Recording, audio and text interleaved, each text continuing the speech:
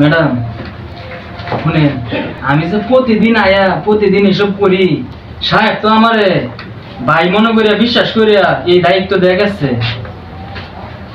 যদি ধরা খায় এলাই একদিন সাহেব একেবারে আড্ডি কুটি শেষ করবো ম্যাডাম, জানেন না? ধরা তো তুই খাবি, তুই যদি আমার কথা মতো যদি না চলস তোর ধরা তো আমি খাওয়াবো। আজকে যাইয়া আজকে ম্যাডাম কিছু কই না। আজ আল্লাহ তো সাইদার বিচার দিতেছি। বিচার দিবা? হ্যাঁ বিচার দিব আমি। ম্যাডাম আজকে কিছু না করলেও না। আচ্ছা ফোনটা দিতেছে। থাক থাক থাক ম্যাডাম, থাক থাক ম্যাডাম।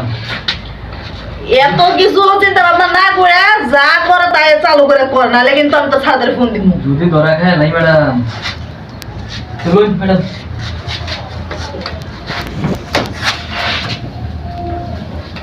এই স্বপন, কি তোর আমি ছোট ভাইয়ের মতো জানি, আর তুই কি করছিস? কাজটা কি করলি? স্যার আমার বন্ধু সেই ছোট থেকে তোরা বড় করছি আমি, আর তুই কি কাজটা করলি? তোরা বিশ্বাস করে রাখি যাই বাড়িতে তোর ম্যাডামের যা তোর ম্যাডামে যা কয় তা শুনবি, এই করবি সেই করবি, তুই সবকিছু কাজ ঠিকঠাক মতো গুছগাছ করে করবি, আমার বাড়ি ঘর সবকিছু তোর উপরে রেখে যাই, আর তুই আজকে তোর ম্যাডামের সাথে। আরে শোনো, তুমি কেমন লোক? দেখো তুই আমার ছোট ভাই যদি হয় তোমার কি হয়? ছোট ভাই না? তুমি ওর সাথে কি করছো? হ্যাঁ, তুমি তুমি কেমন করে পারলে আমাকে টকাতে? তুমি কেমন করে পারলে? হ্যাঁ, অত চলে গেছে, পালিয়ে যাবে কোথায়? কিন্তু তুমি কোথায় যাবা?